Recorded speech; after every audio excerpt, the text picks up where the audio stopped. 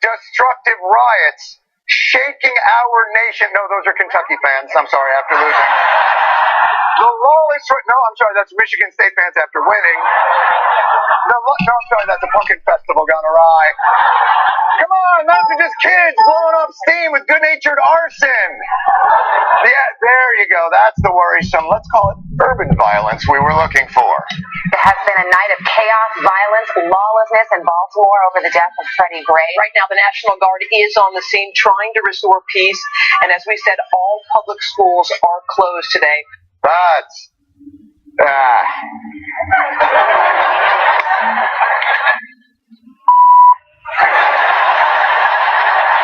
You know what? That's probably even the one time kids don't even want to hear the announcement schools are closed. Honey, no school.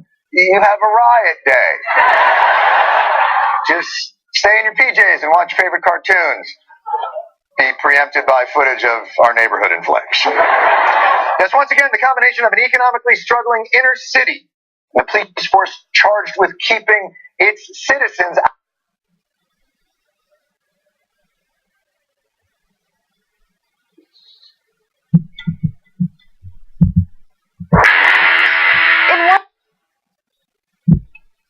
Out of everyone else's view has combusted, like Watts in Detroit in the 60s, Georgia in the 70s, Miami in the 80s, LA and St. Petersburg in the 90s. These cyclical eruptions appear like tragedy cicadas, depressing in their similarity, predictability, and intractability.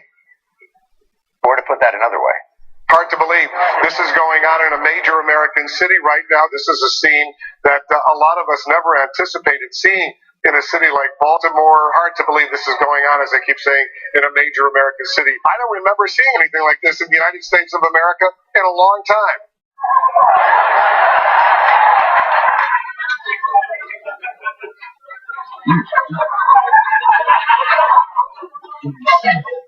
Elvis leading a herd of Orthodox Jewish unicorns through a city street, that would be hard to believe.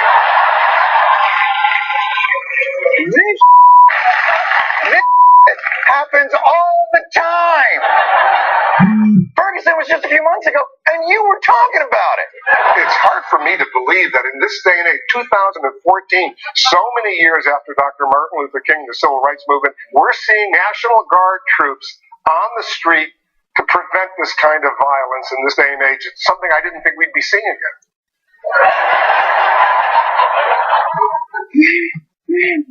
I am worried about you. Do I need to get Sandler to go over your house and just run by you every morning? Blitzer may have been taken off guard, but certainly the mayor of Baltimore wouldn't be taken off guard. I've been in contact with our governor, and he has agreed, and I've requested, and he has agreed to deploy the National Guard. When the mayor called me, which, quite frankly, we were glad that she finally did, is instantly we signed the executive order. Well, isn't the governor a little passive-aggressive? I mean, I was there all weekend, by the phone, but fine if she wants the city to burn. Who am I? I'm just a simple governor with the executive authority to provide a standing army of reservists. But I guess calling them out would not be on fleek, as the young people think. You swore that that's a thing. You swore that on fleek was a thing. They swore to me. I said on fleek, and they said, no, that's a thing. I'm going to fuck you, mother.